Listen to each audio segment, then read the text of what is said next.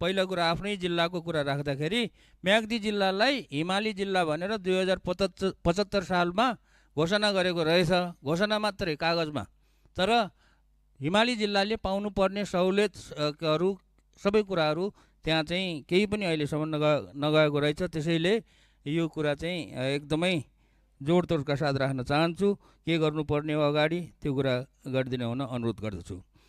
दोस्रो कुरो, यो सम्पूर्ण हाम्रो सरकार सहित माननीयज्यूहरू, राजनीतिक पार्टीज्यूहरूलाई म एउटा के कुरा अनुरोध गर्न चाहन्छु भने नेपालमा सदियौँदेखि एउटा भाइरस छ, त्यो भाइरसबाट बच्न चाहन्छु, बच्नुहोस् भन्ने अनुरोध गर्न चाहन्छु। त्यो भाइरस भनेको के हो भने नातावाद, कृपावाद, चाप्लुसीवाद र चाकरीवाद। यो चाहिँ भाइरसै हो।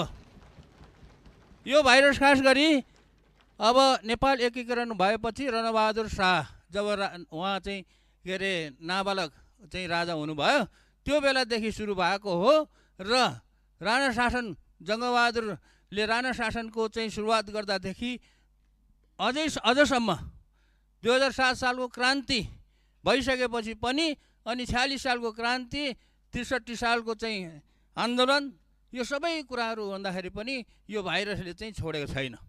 यो भाइरसबाट छुटकारा पाउनको लागि तपाईँहरू सबै चाहिँ यसबाट चाहिँ बच्नुपर्ने हुन्छ। र अब यसबाट म के भन्न चाहन्छु भने अहिलेको नयाँ सरकार, नयाँ सांसदज्यूहरूले के गर्नु पर्यो भनेदेखि यो भाइरसबाट चाहिँ मुक्त हुनलाई प्रयास गर्नु पर्यो।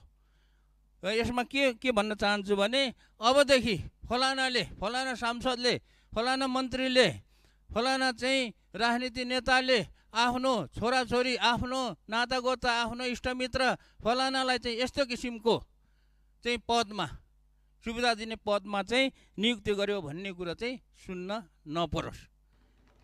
यदि अब यो कुरालाई चाहिँ अझै पनि राख्ने हो भने चाहिँ घाटा चाहिँ के हुन्छ भन्दाखेरि नेताहरू र राजनीतिक पार्टीहरूलाई नै हुन्छ। त्यसैले यो कुरा चाहिँ बाट बच्नु होला। कुनै पनि सरकारले, कुनै पनि पार्टीले जनताको के अरे समर्थनमा चाहिँ शासन गर्ने हो भने, सरकार चलाउने हो भने यो भाइरसबाट चाहिँ मुक्त हुनको लागि अनुरोध गर्दछु। र अर्को कुरो, मैले